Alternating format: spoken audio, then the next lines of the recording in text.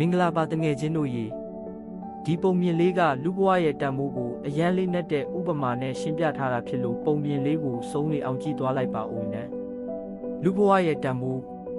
တခါကလူတစ်ယောက်ဟာမြတ်စွာဘုရားထံချဉ်ကပ်ပြီးအရှင်ဘုရား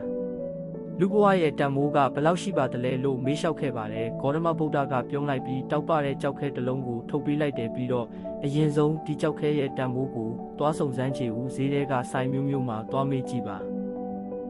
ဒါပေမဲ့တခုတော့မှတ်ထားဘလို့အခြေအနေမျိုးမှာပဲဖြစ်ဖြစ်ဒီကြောက်ခဲကိုတော့မယောင်းလိုက်နဲ့ဦးလို့မိန့်ကြားလိုက်တယ်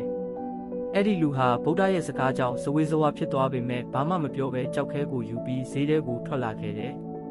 တပထမဆုံးလိမ္မော်တီးတီစီကိုသွားပြီးကြောက်ခဲရဲ့တံမိုးကိုမေးတယ်လိမ္မော်တီးတီကကြောက်ခဲကိုယူကြည့်ပြီးဒီကြောက်ခဲအတွက်လိမ္မော်တီးတဒါစင်ပေးမယ်လို့ပြန်ပြောတယ်ထုံးစံအတိုင်းသူကကြောက်ခဲကိုပြန်ယူပြီးဆက်ထွက်လာခဲ့တယ်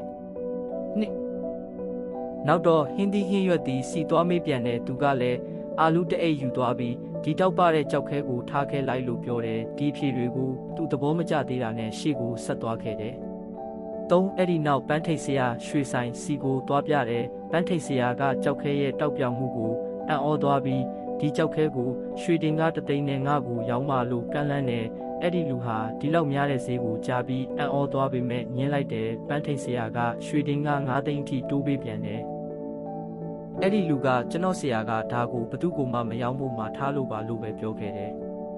လေးနောက်ဆုံးမှာတော့သူဟာကြောက်မြက်ကုံတယ်စီကိုရောက်သွားတယ်ကုံတယ်ကြီးဟာလှပတောက်ပတဲ့ဒီကြောက်ခဲကိုမြင်လိုက်တဲ့အခါသူ့မျက်စိကိုတောင်သူမယုံနိုင်ဘူးကြောက်ခဲရဲ့အလှမှာသူမိန်မောသွားပြီးကတိပါအနီစလေးတစ်ခုပေါ်မှာကြောက်ခဲကိုတေချာတင်ပြီးတော့မှဥညွတ်အယိုအသေးပေးလိုက်တယ်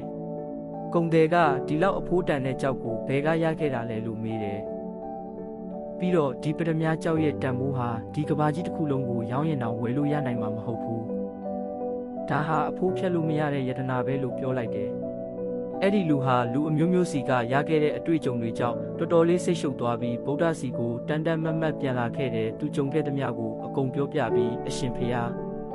အခုတော့လူဘဝရဲ့တန်ဖိုးကဘယ်လောက်လဲဆိုတာမိန့်ကြားပေးတော်မူပါလို့ရှောက်ထားလိုက်တယ်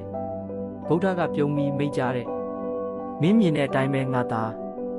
လိမ္မော်တီးတဲ့ကလိမ္မော်တီး10နှစ်လုံးပဲတန်မိုးဖြစ်တယ်ဟင်းသီးဟင်းရွက်တီကအာလူတအိတ်လို့မြင်တယ်ပန်းထိတ်ဆရာကရွှေတင်ကား9သိန်းတန်တယ်လို့ထင်ပြီးကြောက်မြက်ကုန်တယ်ကတော့အဖိုးမဖြစ်နိုင်ဘူးလို့ပြောတယ်လူဘဝကလည်းဒီလိုပါပဲတကယ်တော့မင်းဟာယတနာတစ်ပါးပဲဒါပေမဲ့မင်းပေးနာကလူတွေကတော့သူတို့ရဲ့အစင်တန်းအသိပညာနဲ့အရေးချင်းရှိတဲ့လောက်ပဲမင်းကိုတန်ဖိုးဖြတ်ကြလိမ့်မယ်ဒါပေမဲ့စိတ်မပူပါနဲ့တနေ့မှာတော့ဒီကဘာကြီးကမင်းရဲ့စစ်မှန်တဲ့တန်ဖိုးကိုသိလာပြီးရှာဖွေတွေ့ရှိလာပါလိမ့်မယ်ကျွန်တော်တို့ရဲ့ဘဝမှာလည်းလူတော်များများဟာကိုယ့်ရဲ့တန်ဖိုးကိုကိုယ်တိုင်မသိကြဘူးဒါကြောင့်ပဲကိုနဲ့မတန်တဲ့နှိမ်ကြတဲ့အရာတွေမှာကျဉ်နှက်ပြီးနေထိုင်သွားတတ်ကြတဲ့တင်ဘဝရဲ့တန်ဖိုးဟာတင်ကိုဘယ်နေရာမှာထားမလဲဆိုတာပေါ်မှာမူတည်တဲ့တင်ကိုတန်ဖိုးထားတဲ့လောက်ပဲသူတစ်ပါးကတင့်ကိုလေးစားပါလိမ့်မယ်တင်ကကိုတန်ဖိုးကိုရှော့တွက်နေရင်ဒီကဘာကြီးစီကနေနည်းနည်းပဲရလိမ့်မယ်ကိုတန်ဖိုးရှိတယ်လို့ခံစားနေရရင်တော့ကဘာကြီးကတင့်ကိုပို့ပေးပါလိမ့်မယ်လို့အများစုဟာသူတို့ရဲ့တန်ဖိုးကိုသူတစ်ပါးကိုအဆုံးဖြတ်ပေးခိုင်းတတ်ကြတယ်ဒါပေမဲ့ကိုတန်မိုးကိုတီးတဲ့သူတွေကတော့သူတစ်ပါးရဲ့ထင်မြင်ချက်တွေကိုလက်မခံကြဘူးသူတို့ဟာသူတစ်ပါးရဲ့သတ်မှတ်ချက်အောက်မှာမနေကြဘူးဘာလို့လဲဆိုတော့သူတို့ရဲ့တန်မိုးဟာကိုယ်တိုင်သတ်မှတ်တာဖြစ်ပြီးသူတစ်ပါးရဲ့အပြောဆိုပေါ်မှာမူတည်နေတာမဟုတ်လို့ပါပဲဒါကြောင့်တင့်ကိုသူတစ်ပါးကဈေးနှုန်းလာသတ်မှတ်တာကိုခွင့်မပြုပါနဲ့တင့်ရဲ့တန်မိုးကိုတင်ကိုယ်တိုင်ပဲသတ်မှတ်လိုက်ပါဒီပုံမြင်လေးကလူဘဝအတွက်တကယ့်ကိုသင်ခန်းစာကောင်းလေးတစ်ခုပါပဲနောက်ထပ်ဒီလိုပုံမြင်လေးတနာဆင်နိုင်အောင် channel လေးကို like and subscribe လုပ်ထားပါဦးနာ